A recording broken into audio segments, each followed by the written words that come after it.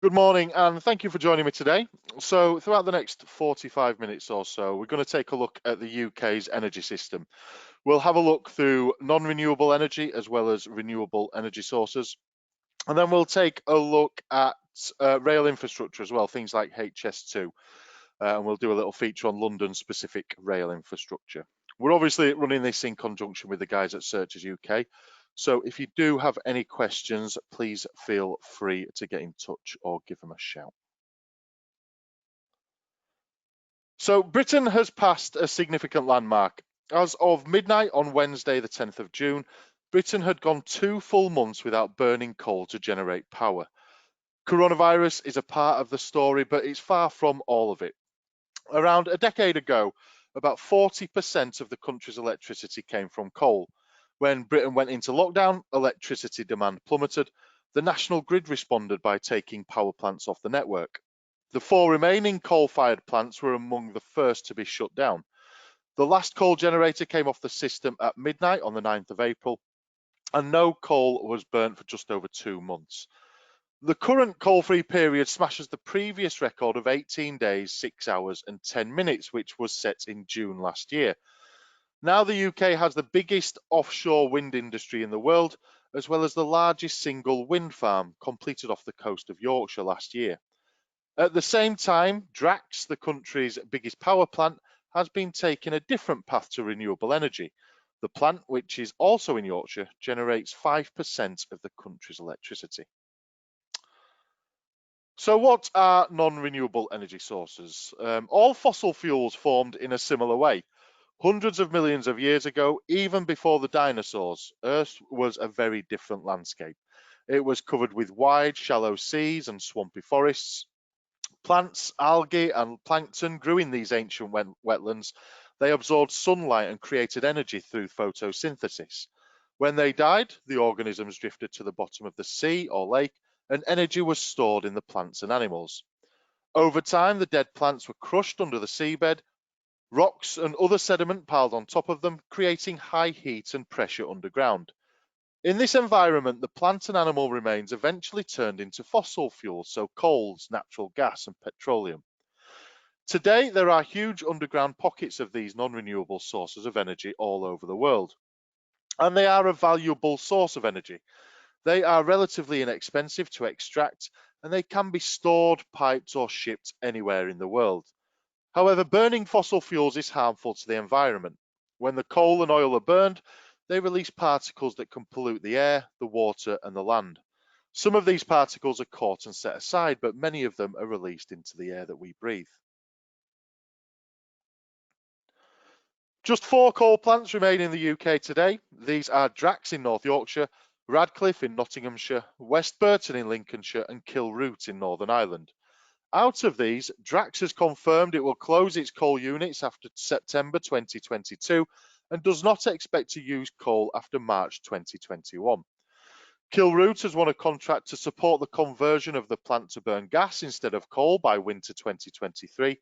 Only Radcliffe and West Burton are yet to announce any closure plans. The onshore oil and gas industry in the UK has been in existence for over 150 years.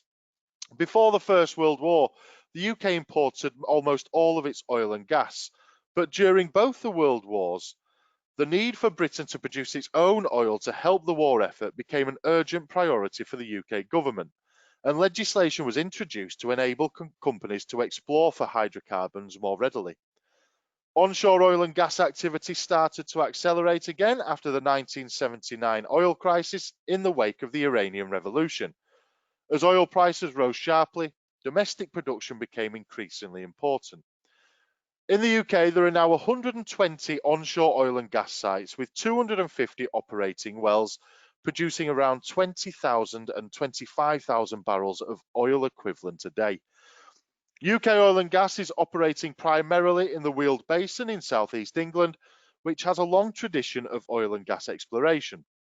There are 13 producing sites in the Weald, some are almost 30 years old.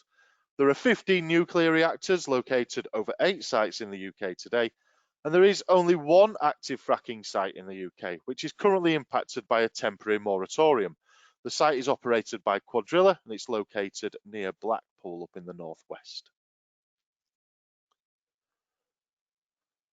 So Wych Farm in Dorset is in the heart of an area of outstanding natural beauty. But you would be forgiven for not knowing that the largest oil field in Western Europe is even there. Nestled in a pine forest near a nature reserve and on islands off Poole Harbour, the oil field owned by French company Perenco has been quietly producing thousands of barrels of oil a day since the late 1970s by means of a form of fracking called water injection, also known as water flooding.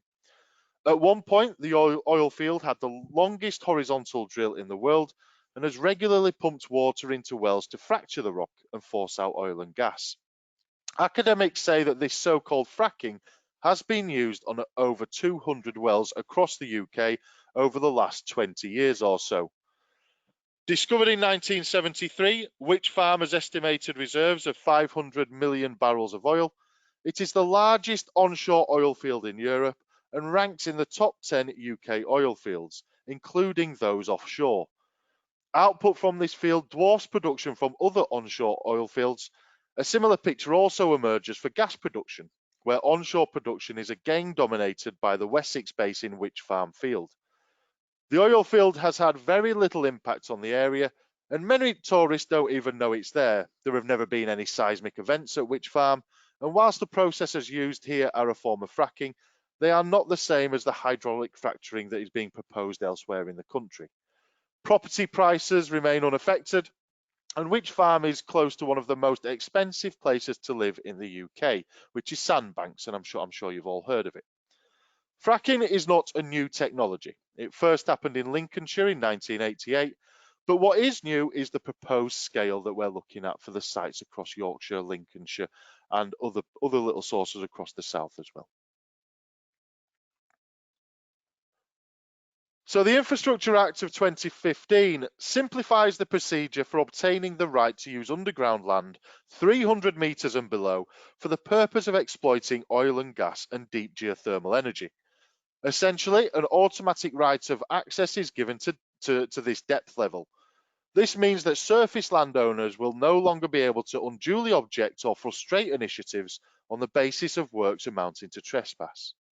In addition, there is the right to leave the deep level land in a different condition than before the right was exercised. This includes by leaving any substance or infrastructure in the land, and any liability for any loss or damage attributable to the exercise of these rights by another person is expressly removed from resting with the landowner. The regulations that define the protected areas in which hydraulic fracturing is prohibited ensure that the process of hydraulic fracturing can only take place below 1,200 metres in specified groundwater areas, national parks, areas of outstanding natural beauty, and World Heritage sites. But is the future nuclear? It's an epic feat of engineering that is transforming the landscape and local housing markets in equal measure. This is the Hinkley Point C nuclear power plant in Somerset. The UK built 19 nuclear power stations from 1956 onwards, and nuclear now contributes 19% of all the UK's electricity, and it is projected to rise to a third by 2035. More significantly, 7 of the 8 nuclear sites will have shut by the end of the 2020s as they reach the end of their lifetime, with only Sizewell B in Suffolk continuing to operate. In 2008, the UK government announced the dawn of a new nuclear age, and in 2010, it identified 8 sites suitable for future nuclear power stations on existing sites, including Hinkley Point, Sizewell, Bradwell, Moorside, Wilfer and Oldbury. Of these, only Hinkley is under construction, which will power around 6 million homes when it's completed. The power station is officially due to begin supplying electricity to the grid in 2025, but similar projects in Finland and France have run many years over schedule. EDF has already warned that the plant may not be generating until 2027. The Hinkley project will cost around £20 billion, and there are currently 1,700 workers on site, with 5,600 at the peak before the build is set to complete in 2025. Some 5.6 million cubic meters of earth is being moved to make room for 230,000 tons of steel. Around 900 people will work there full time from the mid-2020s, when it will generate 7% of the UK's electricity requirements. But how will this impact the wider area? Nearby, there are only small towns such as Minehead, with a population of 12,000, Bridgewater, with 36,000 people living there, and Taunton, with 61,000 people there. This part of the West Country is sandwiched between Quantock Hills and the Mendips, and it's very beautiful in parts, yet has little of the romance or sailing tradition that characterise much of the rest of the region. There is also little development by the water, at least partly because of the ageing and ugly Hinkley Point B power station, which was built between 1967 and 1976, and it's hardly been conducive to attract developers or second home buyers. Now, a wider area of North Somerset, for good or bad, is about to undergo a transformation thanks to this latest power plant. Values are already rising rapidly in locations near Hinkley Point C. According to Zoopla, Minehead prices rose 3.7% in the past year, with Taunton up 6.6% and Bridgewater seeing a rise of 7.6%. This is despite EDF itself building temporary accommodation units for 1,500 workers, helping to ease some of the housing supply shortage. Investors are now flocking to the area. Most agents say that the long-term appeal of the area and the growing population mean that once the plant is up and running, even the current glut of new accommodation can be absorbed. Between now and then, however, there will be some blight issues for some of the population that live there. Some communities will be irritated by the problems that always plague such projects, such as contractors parking off-site and increased traffic and air pollution as a result of the huge number of HGVs. Some problems may go on even after the plant is operational. However, some believe short-term pain may actually produce long-term gain for most in the area, despite the presence of what will be one of the world's largest nuclear power plants. The streets of North Somerset may not be paved with gold, but for some at least they appear to be benefiting from the proximity of uranium. So 44% of our gas comes from UK production. 47% of the gas we use comes via pipelines from Europe and Norway. The remaining 9% comes into the UK by tankers in the form of liquefied natural gas. 80% of the UK's 25 million homes are powered by gas, and around a quarter of the country's electricity is generated by gas-fired power stations. Gas plants are one of the more flexible ways to generate electricity, as they can rapidly provide power during periods of high demand. As the amount of gas that can be extracted from the North Sea declines, we'll need to import more to ensure a regular and reliable supply to the UK. Forecasts show that gas will remain an important energy source for heating and electricity for UK homes for many decades. UK government policy supports the creation of underground gas storage facilities as a means of achieving a secure energy supply. Storing gas in cavities is nothing new and has been safely stored in cavities in the Holfield Brinefield since the 1980s. This Cooper project would involve using specially designed underground salt cavities created through solution mining to store natural gas. Over 200 cavities have already been developed at the site for brine production, 19 of which are currently in use for gas storage, with a further 10 in development. This project would involve using up to 19 cavities in total, together with a gas processing plant and associated infrastructure, including brine and water infrastructure and connections to the UK's existing gas network. The rocks from this area are part of the Mercia Mudstone Group from the Triassic era, some 251 to 199 million years ago. Of particular interest is the Northwich halite member of both mudstone and rock salt. The former name of this rock sequence was the Lower Cooper Saliferous Beds, overlain by the Middle Cooper Marl. So the name Cooper has had a long association with the rocks of this area and the Holford Brinefield. The Northwich site was originally founded in the early 1930s and produces brine, which is an essential building block for the production of plastics, water treatment chemicals, and other chemical intermediates, and food grade salt production as well.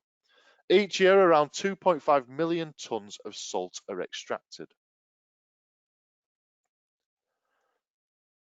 So when identifying energy features, and if, for example, power stations come up, we would say that visit the power station operator's website for any further information.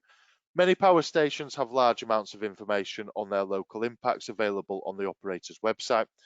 Additionally, you could contact the air quality team of the local authority, which may hold additional information regarding any air quality impacts in the area.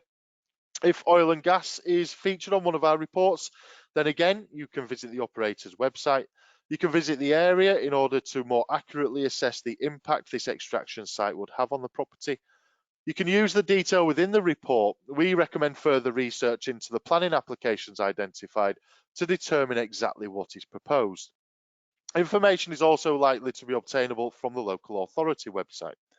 And for any energy infrastructures, any energy infrastructure projects, you can visit the National Infrastructure Planning website, where further details on nationally significant infrastructure projects, including environmental impact assessments, can be found.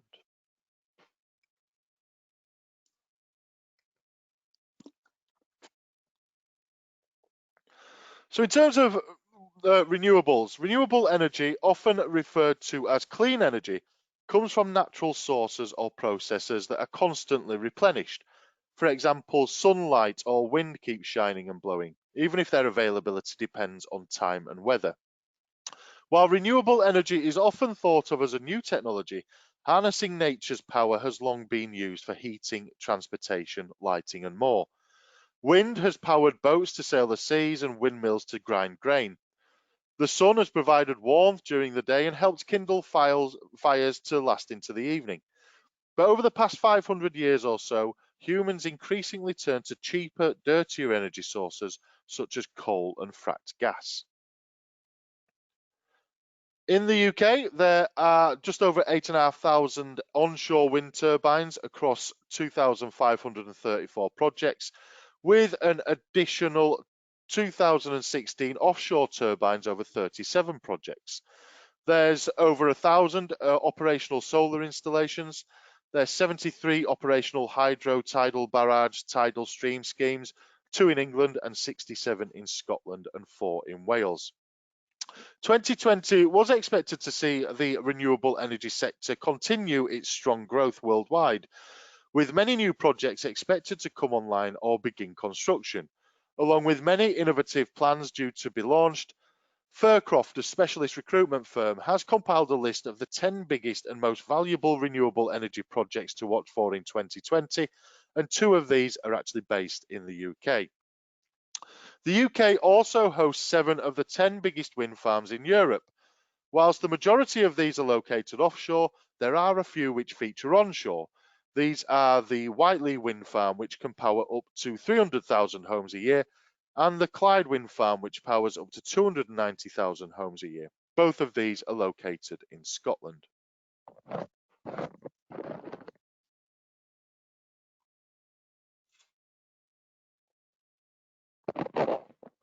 So this is Triton Knoll. It's an offshore wind project located 20 miles off the coast of Lincolnshire. It covers a 12-mile area and will contain up to 90 turbines. The project has been ongoing for several years, having originally been planned back in 2003. Following a series of delays, it achieved financial close in August 2018, and in January this year it was confirmed that construction had finally begun. It is estimated that at least 800,000 households will be powered by Triton Knoll. Triton Knoll is within the Greater Wash strategic area, located off the east coast of England, approximately 20 miles off the coast of Lincolnshire and 28 miles from the coast of North Norfolk. This is one of the round 2 strategic areas around the coast of Great Britain, which were released for offshore wind development by the Crown Estate and the government in 2003. Once constructed, offshore and onshore electrical infrastructure will connect the wind farm to the electricity network. Subsea export cables from the offshore wind farm will make landfall just north of Vanderby Creek, with the power entering the electricity network at Bicker Fen substation near Boston via a network of underground cabling. So when we look at wind farms in particular, there are very differing viewpoints on the effects they can have on property values. Whilst these studies are becoming older, these are still the only valid studies that are being conducted. So in 2014, the London School of Economics conducted a study on the effects of wind farms and what it had on property prices. They found that multiple wind farms within 2 kilometres of a property could cause a property's value to fall by as much as 12%. And when we say multiple wind turbines, we mean 20 plus. In the same year, 2014, CEBR found that house prices are not influenced by their proximity to wind farms and concluded that their findings that say being close to a wind farm may lower a property's value, and these are inconclusive. This research does not, all it tells us is that the effects of wind farms vary when the distance, the number of turbines, and the visual impacts are taken into account. However, there was a homeowner in Devon whose house was around 650 yards from a wind farm, and they managed to downgrade their council tax band group, saving over £400 a year because they felt that the wind farm had negatively impacted their enjoyment of their home and that they felt that they had lost around £100,000 in their home's value, even though they weren't trying to sell it at the time. The decision was granted by the valuation office agency on the basis that their property fell by from £400,000 to £300,000. The homeowner's argument was that the wind farm was causing a persistent whooshing noise and was causing visual intrusion as a result of flicker. This is when the turbine blade catches the sunlight. The decision by the valuation office agency to move certain houses close to wind farms into lower council tax bands are the first official recognition that the turbines can lower the value of nearby homes.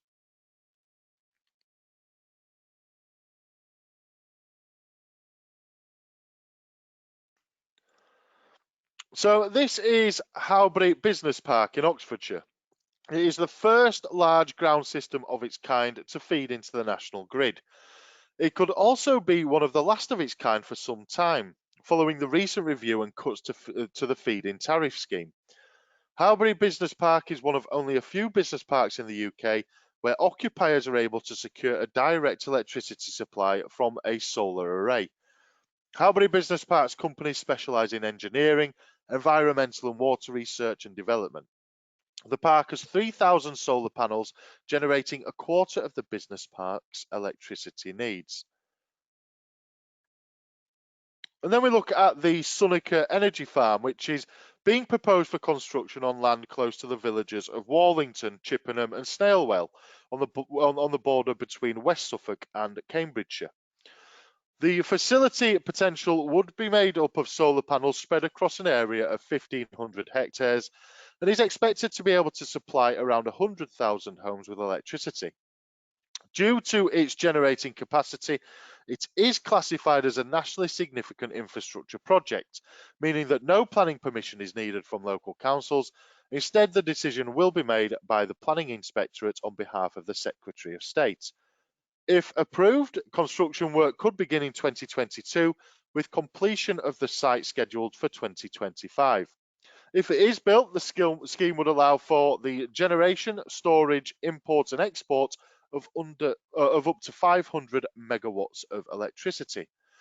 Here at Groundsure, our reports are the only reports on the market to include all of these proposed energy projects that are registered with the Planning Inspectorate. And if one of our reports defines wind or solar energy as being within the vicinity of a transaction, you can use the details given in the report to find out more about the potential impacts on the property. You can contact the operating company and the relevant local authority for further information, or you can visit the area in order to more accurately assess the impact this wind development would have on the property.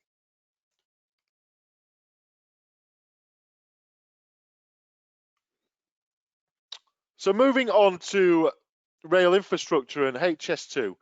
So HS2 is a new high-speed rail linking up London, the Midlands and the North, serving 8 of Britain's 10 largest cities.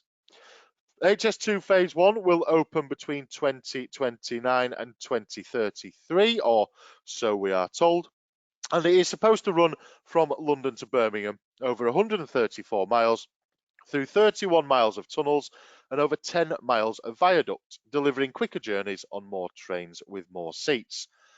Phase 2 will extend the route to Manchester and Leeds by adding 209 miles through 15 miles of tunnels and on 28 miles of viaduct.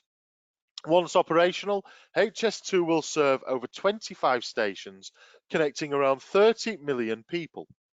HS2 will significantly improve connectivity in the North and Midlands and will also integrate the existing network serving stations into Scotland, creating 500,000 extra jobs and 90,000 homes around HS2 stations. The main 3 benefits of HS2 are the connectivity, better transport links between our cities and regions. It will bring more investment to the Midlands and North, helping to level up the country, or so we hope. More capacity, taking inner city trains off existing rail network will free up more space for commuter and freight services, helping to relieve overcrowding and take lorries off the road. And also carbon as well. HS2 will be the low carbon option for long distance travel, emitting 17 times less carbon than the equivalent domestic flight and 7 times less carbon than the equivalent car journey. The cost of HS2 seems to be continually increasing. When the first idea was raised, the government said it would cost £32 billion, when in fact that number is currently nearer to £56 billion. In even more recent news, it is likely that that number will increase further, as Phase 1 alone is likely to cost £48 billion itself. It's fair to say that the numbers don't really speak for themselves, and not even HS2 seem to know what the true cost of the scheme is. HS2 Limited have already spent £4.1 billion before any construction even started. This includes around £1.7 billion on acquiring land and property. At the end of July 2018, 492 properties had been acquired via schemes such as statutory blight, discretionary schemes and private agreements. Another 165 properties were purchased via compulsory purchase, covering 739 properties' interests. It is estimated that for Phase 1 alone, HS2 Limited will need to acquire approximately 70 square kilometres, more than 17,000 acres of land along the route of the railway. And given the news focus elsewhere over the last few months, it would be easy to miss the announcement by the government on the 15th of April that they have issued a notice to proceed for Phase 1 of HS2. This means that contractors have formal approval for the main construction works to begin, following the decision in February to proceed with the project. Whilst much of the preparatory work has been underway since 2017, notably in Birmingham, the main companies involved in the project expect contractors to be on site later this year or early next year to start delivering the project. This is unrelated to COVID-19 lockdown restrictions. The notice to proceed means that contracts with strategic delivery partners can be signed and uncertainty removed from the project rather than leading to the immediate breaking of ground. But how much is the project actually going to cost? As we said, when it was first mooted in 2009, and a company named HS2 Limited was set up by the Department for Transport. Since then, costs have been ever increasing. After the Oakervie review, it was suggested that the expected cost of the project would be around £106 billion, which is more than 3 times the cost that was in the original budget. But will we see another Crossrail effect? It's likely that there will be some kind of uplift for properties in the vicinity of HS2 hubs and stations. However, it's unlikely that the effect would be so pronounced as the 30 to 60% uplift reported around Crossrail stations, given that Crossrail is opening up easy commuting in the very heated London property market. HS2's own research indicates that they expect 70% of their passengers to be leisure passengers as opposed to using it for business travel and commuting.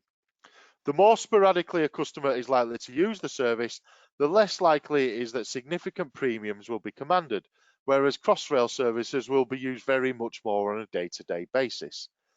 Passengers can already commute to London from Birmingham in less than an hour and a quarter on a good day, although it does mean that the commute from Birmingham becomes less than an hour each way, which overcomes a certain psychological feasibility barrier in people's minds. There's already a premium applied to properties in a 10 to 15-minute walk of a commutable station, as we see in Brighton very clearly. So that might not change as significantly given that the properties are already in close proximity to main rail stations. Also, the majority of properties for sale in close proximity to the HS2 hub in Birmingham are new luxury flats, which are already being sold at something of a premium.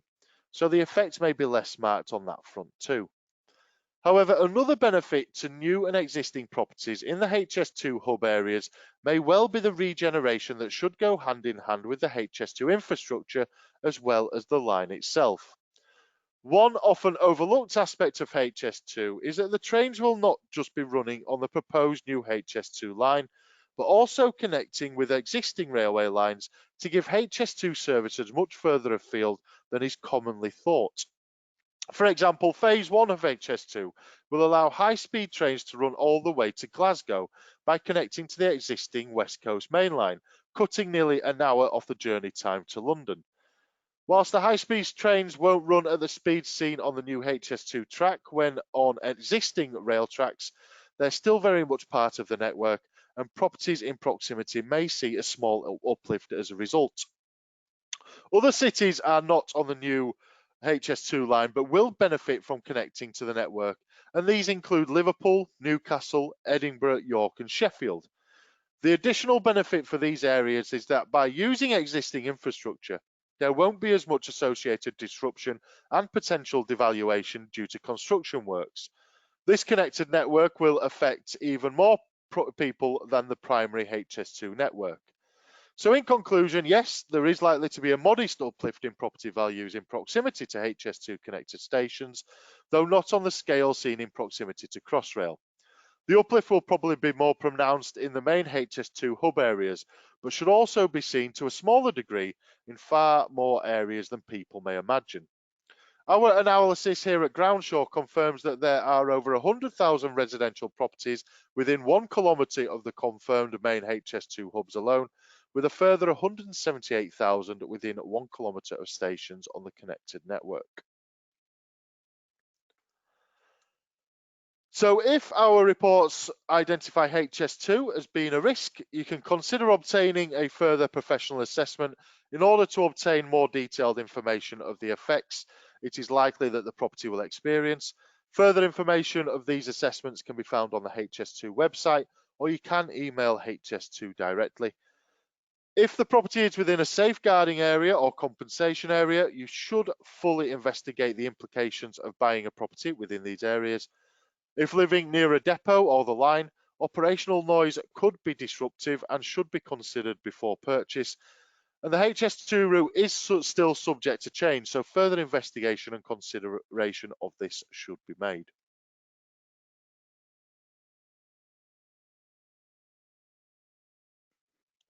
So here at Groundsure, our railways data includes all national rail lines across the country. We also include other light railway or tramways, such as the Croydon Tramlink, other tram lines, and even some roller coasters are on there as well. We have data on funicular railways, such as the Cairngorm funicular, plus lots of historical and abandoned railways and tunnels. This example on your screen shows a section of tunnel, part of the Liverpool overhead railway that collapsed. 11 houses were declared unsafe after the disused railway tunnel in Dingle collapsed in July 2012. A survey undertaken by Liverpool City Council could not confirm the cause of the collapse of the tunnel, which runs for 0.75 miles under Dingle. And then also in Liverpool, we have the Williamson tunnels, which are a series of extensive subterranean excavations of unknown purpose in the Edge Hill area of Liverpool.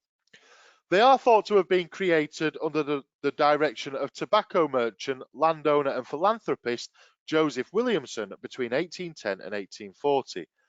These tunnels predate historical mapping, and therefore once Groundsure were made aware of them by a client, we researched their location and added them to our historical tunnels dataset. The purpose of the excavation has been the subject of widespread speculation. According to Stonehouse's near contemporary account, Williamson was secretive about his motives, leading to a great deal of speculative local folklore. Upon hearing that Stonehouse planned to publish his research on Williamson's excavations, Williamson's friend, the artist Cornelius Henderson, threatened to sue Stonehouse both for libel and trespass, leading to the paper's suppression for some years. The most commonly related explanation is that they were a philanthropic endeavour. Williamson's own explanation was reputed to be that his motive was the employment of the poor. His workers all received a weekly wage and were thus enabled to enjoy the blessing of charity without the attendant curse of stifled self-respect. Certain features of the tunnels appear to support this theory. There are many architectural features that seem unnecessarily decorative, hidden deep below the ground in chambers that would likely have been dimly lit and rarely seen. By the way of example, at the Mason Street site, there's a beautifully constructed stone arch which was recently uncovered in an otherwise plainly constructed side chamber, deep underground, with no obvious explanation for its purpose. These features could be interpreted as Williamson helping his employees improve their skills. Another suggestion that he was a member of an extremist religious sect, fearing that the end of the world was near and that the tunnels were built to provide refuge for himself and his friends, originated in recent times with a casual suggestion made on a television program. No evidence has been found to support the existing of such a sect, or that Williamson, who a practicing member of the Church of England, belonged to one. Stonehouse and Hand both felt the excavations were simply the largely purposeless folly of an eccentric man. However, while Stonehouse called the work stupendously useless, Hand concluded that Williamson's philanthropic purpose was a noble one, and he felt he should have been both pleased and proud to have known him. Many of Williamson's workers were said to have later found employment in railway construction with the skills that they had learned on these tunnels. Most recent research by academics at Edgehill University has concluded that the tunnels were in fact the result of work by Williamson to restore ground levels after quarrying. Most of the excavations are directly within a band of high-quality sandstone and show clear signs of having been carried out using established quarrying techniques designed to produce single large pieces of stone suitable for building use. In addition, the cross-section of the works produced by the 1881 survey reveal a typically stone quarry profile. The apparently aimless nature of the excavations was likely a reflection of the work following the best seam of stone, avoiding imperfections and master joints. The tunnels had therefore originally been unregulated slot quarries for sandstone, used for prestige buildings in the rapidly expanding Liverpool of the Georgian era, and by subsequently vaulting them over, Williamson was able to restore ground levels, facilitating his extensive housing developments on the site. The post office in London Underground Railway, or Mail Rail, transported mail under the streets of London from 1927 to 2003. By the turn of the 20th century, congested streets and fog meant that mail transported between the main post offices and railway stations in London was severely delayed. A departmental committee was set up in 1909 to study the use of underground pneumatic and electric railways.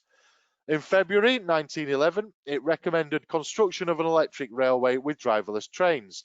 Their recommendations were accepted, and in 1913, the Post Office Railway Bill was passed as an act. The new railway was to consist of 6.5 miles of tunnel at an average of 70 feet below ground. It would connect the west and the east ends of London with 8 stations, and construction of the tunnels began in 1914. At the same time, a short experimental track, complete with 1 car, was erected on Plumstead Marshes. The tunnelling work was completed in 1917, but the Treasury would not allow the Post Office to order or install the operating equipment during wartime. The high price of materials after the war meant that work on the railway did not resume until 1923. The railway was finally opened on the 5th of December of 1927, with parcels traffic running between Mount Pleasant and Paddington. The trains run on a single tunnel, 9 feet in diameter, with a double 2-foot gauge track. As the station approaches, the main tunnel divides into 2 7-foot tunnels, each with a single track. Although the trains are much smaller than on London's passenger underground, the stations look much the same, with grand circular walls and the familiar sound of approaching trains. The tunnels were used during the First World War to store and protect art treasures belonging to the National Portrait Gallery and the Tate Gallery.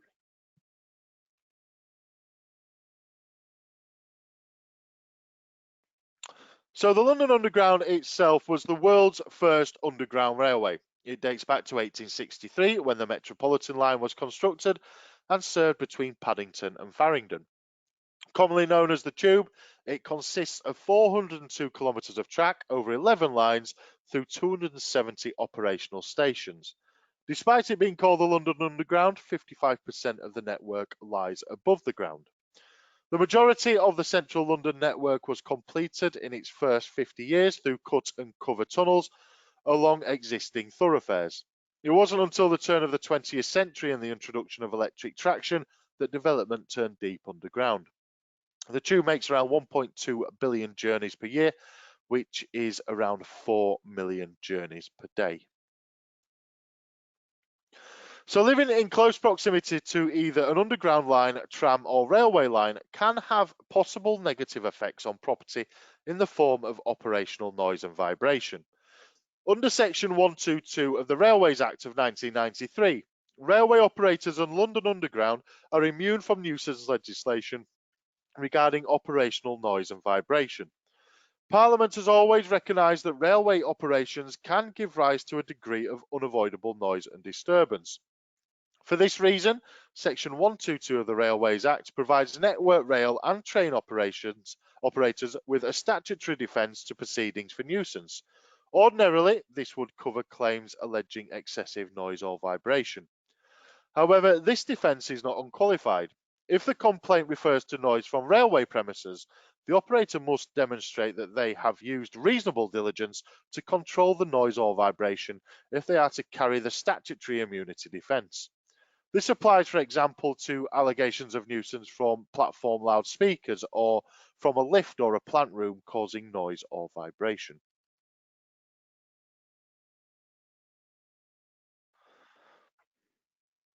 So Crossrail is among the most significant infrastructure projects ever undertaken in the UK.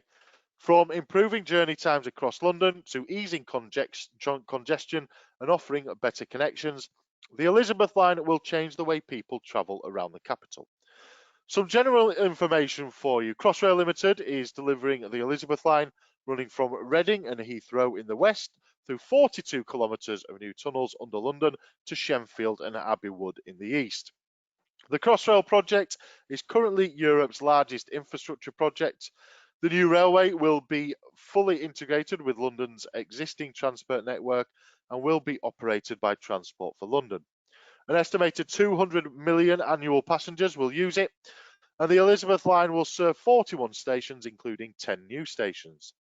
Construction of the new railway will support regeneration across the capital and add an estimated £42 billion to the economy of the UK. Over 130 million working hours have been completed on the Crossrail project so far. And in terms of property impacts, research undertaken by property consultants GVA shows that the Elizabeth line is a major catalyst for regeneration across London and the South East. The line will reinforce London's status as a global city, allowing for the accommodation of 300,000 new jobs in key employment hubs. Outside central London, town centres including Ealing, Woolwich, Ilford and Romford have been rejuvenated as the construction of new homes and offices attracts more businesses and residents. Over 90,000 new homes along the route are predicted by 2021 and 180,000 by 2026. Crossrail integrated the designs for 12 major property developments over and above the new Elizabeth line in London to create over 3 million square feet of high quality office, retail and residential space. and generate over £500 million towards Crossrail's core funding package. And then we have Crossrail 2, which is a new proposed railway linking Surrey and Hertfordshire, again via an underground tunnel through London. Crossrail 2 marks the next step in the country's ambitions to improve rail infrastructure and join major counties to the capital. The new railway would stop at key locations throughout the city, including Tottenham Court Road, Euston, St Pancras, Victoria, Clapham Junction and Wimbledon, improving access to and from London and linking up major railway infrastructure projects such as HS2 and the Elizabeth Line, formerly and commonly known as Crossrail 1. It is hoped that Crossrail 2 would be operational by the 2030s, but we are in the very early stages of planning and no decision to build has been made. Over the next few years, the scheme will be developed in more detail and undertake a series of public consultations on the proposed design ahead of seeking permission to build the railway. So for all major projects such as the ones that we've mentioned, land is required for the scheme, not only for where the scheme will go, but also construction areas around said scheme. The government can also issue compulsory purchase orders for homes and business premises close to the schemes that are involved.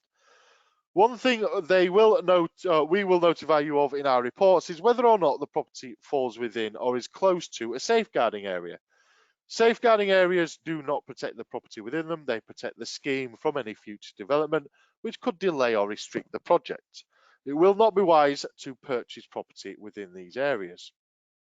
So in terms of safeguarding and Crossrail 2, it may impact you and it will do so differently depending on whether you are a local authority, a developer, or a land or property owner. Safeguarding does not mean that the property or business will definitely be affected by the new underground railway. The safeguarding direction issued by the Department for Transport in March 2015 requires local planning authorities to consult Transport for London on planning applications within the boundaries shown on the safeguarding plans before granting planning approval. As well as helping to protect the land needed to build and operate the railway, the safeguarding direction also triggers a statutory blight. This means that the property owners and occupiers within the safeguarded area may be eligible to serve a blight notice asking Transport for London to buy their property prior to it being needed for construction for the price it would be worth if Crossrail 2 was not being built. Safeguarding requires local planning authorities to consult TfL when they are considering planning applications within the area that has been safeguarded. The local planning authority will then be advised on how to respond to the application. In most cases, there will be no comment or certain conditions must be resolved before work on the development starts, and very rarely the local planning authority will be instructed to refuse the application. In terms of what to do next, most underground and DLR lines operate without any disruption to properties above or in proximity. However, a purchaser may wish to visit the property at different times of day in order to gauge relative noise and vibrations level which may result from normal operations. It would also be prudent to check the operational hours for the relevant line. Furthermore, structural surveys at the property should consider the potential for vibration to have resulted in property damage. Please note that many historical railways noted in our section will still be in use today. Abandoned railways will have the potential to be reopened in the future, and abandoned tunnels can also pose ground stability issues if a property basement is to be developed. For Crossrail 2, you can obtain further details on the potential impact of Crossrail 2, the location of the line, the works, the development schedule, and the property schemes across the Crossrail website or by contacting the Land and Property team. For Crossrail 1, you can ensure that structural surveys of the property consider the potential for vibration and also any settlement that may have been caused structural damage to the property. You can make inquiries of the seller to determine whether a pre-construction survey was carried out at the property by Crossrail. If any damage has occurred as a result of tunnelling, a post-construction survey should be available from Crossrail. And just to let you know, we have two residential reports that cover absolutely everything that I've mentioned today. We have our standalone energy and transport report, and we have our Avista report, which is our all-in-one residential environmental report, which looks at transportation, energy infrastructure, but also gives you all the information on contaminated land, flood, ground stability, radon, and also gives planning application information as well. It's a report that makes risk alerts obsolete. So as I said, it's an all-in-one residential environmental report.